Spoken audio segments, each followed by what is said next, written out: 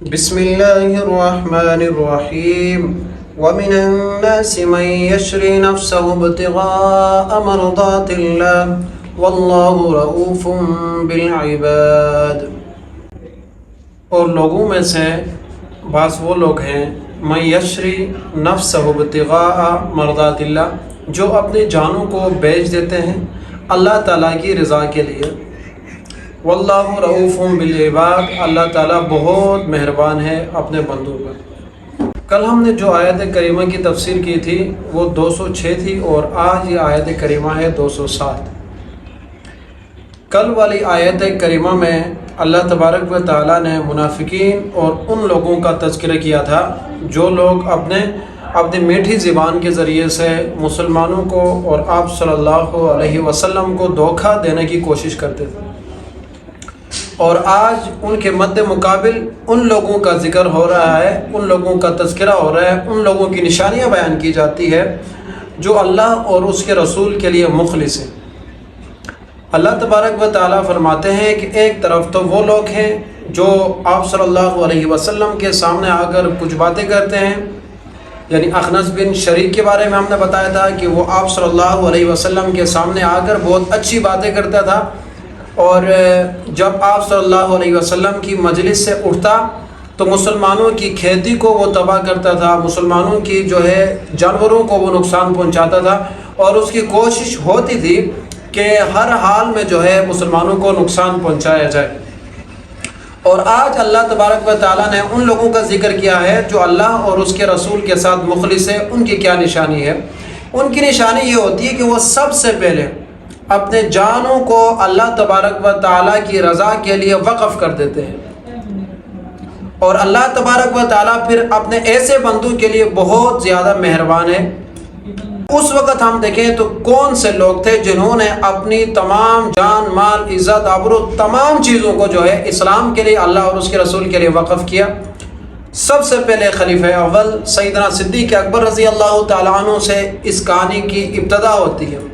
ابو بکر صدیق رضی اللہ تعالیٰ عنہ چونکہ ایک مالدار اور ایک بہت بڑے تاجر تھے، کپڑے کا بزنس تھا،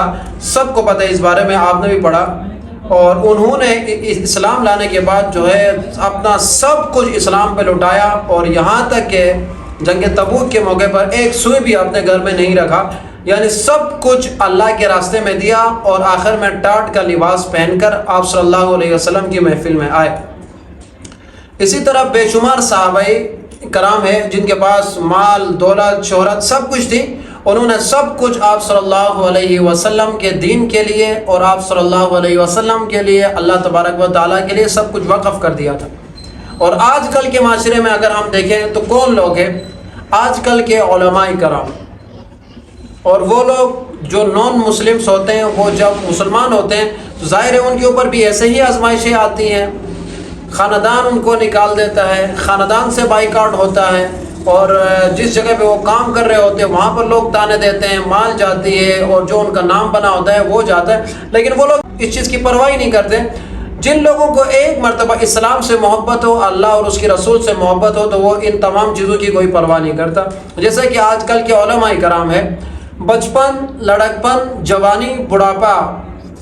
تمام کے تمام ان کا دین اسلام کے لیے صرف ہو رہا ہوتا ہے، اور ان کو کوئی پرواہ نہیں ہوتی کہ بھائی ہمیں مال نہیں مل رہا۔ حالانکہ یہی علماء کرام اپنی اس جوانی میں جا کر کسی کمپنی میں کام کریں، کسی شاپ میں کام کریں، اور تو چھوڑے اگر ایک ریڑھی بھی اٹھا کر وہ گلی محلوں میں چکر لگائے تو وہ پیسہ کما سکتے ہیں، پیسہ بھی کما سکتے ہیں، سب کچھ کما سکتے ہیں، لیکن انہوں نے سب سے کم تنخواہ میں، آج کی کسی محلے میں اگر آپ چلے جائیں تو کسی امام صاحب کی تنخواہ 10 سے 12 ہزار روپے ہیں، اس 10 سے 12 ہزار روپے میں وہ اپنی پوری زندگی لگا دیتا ہے۔ وجہ کیا ہے جانتے ہیں آپ؟ وجہ یہ ہے کہ بھائی اللہ اور اس کے رسول کی رضا کے لیے پیسہ اگر بنانا مقصد ہوتا تو پیسہ بنانے کے لیے بہت سارے کام ہر بندے کے پاس ہے، لیکن جو لوگ اس زمانے میں بھی، اور جتنے بھی شیخ الحدیث ہیں ان مدارس کے اندر، جتنے بھی علماء کرام پڑھا رہے ہیں، ان کو اور بھی بہت ساری جگہوں سے آفرز آتے ہیں۔ بہت سارے ایسے علماء کو میں جانتا ہوں، یعنی اس کے باوجود وہ مفت میں آ کر بخاری اور یہ ترمذی کا درس دیتے ہیں، بخاری اور یہ مسلم شریف کا درس دیتے ہیں۔ وجہ کیا ہے؟ وجہ پیسہ نہیں ہے، وجہ شہرت نہیں ہے، وجہ یہ ہے کہ صرف اور صرف اللہ اور اس کی رسول کی رضا۔ اسی طرح مجاہدین ہیں وہ اب آپ جو ہے یہ غزہ کو اٹھا کر دیکھیں، اور یہاں کئی بھی مجاہدین ہیں جو اپنے اسلام کے لیے جنگ لڑ رہے ہیں، اپنی آزادی کے لیے جنگ لڑ رہے ہیں، اب ان کے پاس بھی کچھ نہیں، انہوں نے اپنا سب کچھ اللہ کے لیے قربان کیا ہوتا ہے، ایک جان ہوتی ہے وہ بھی اللہ کے لیے قربان کرنے کے لیے جہاد کرتے ہیں۔ تو ہمیں ایسے لوگوں کو پہچاننا چاہیے۔ اگر کوئی آدمی آپ کو کوئی اچھی بات بتا رہا ہے لیکن اس پر عمل نہیں کر رہا، خود اس کے جو ہے مخالف سر، آج کل کے بہت سارے اسکالر ایسے آئے ہیں جو نہ خود تو داڑھی رکھ رہے ہیں، نہ خود تو کوئی ایسا نئے کام کر نہیں رہے، لیکن آپ لوگوں کو بار بار یہ بتا رہے ہوتے ہیں کہ بھائی آپ یہ کریں، یہ کریں، یہ کریں، لیکن در حقیقت ان کی مثال یہی ہے کہ آپ صلی اللہ علیہ وسلم کے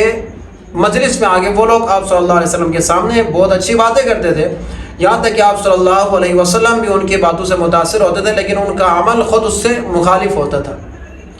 اللہ تبارک و تعالی ہم سب کو عمل کی توفیق دے۔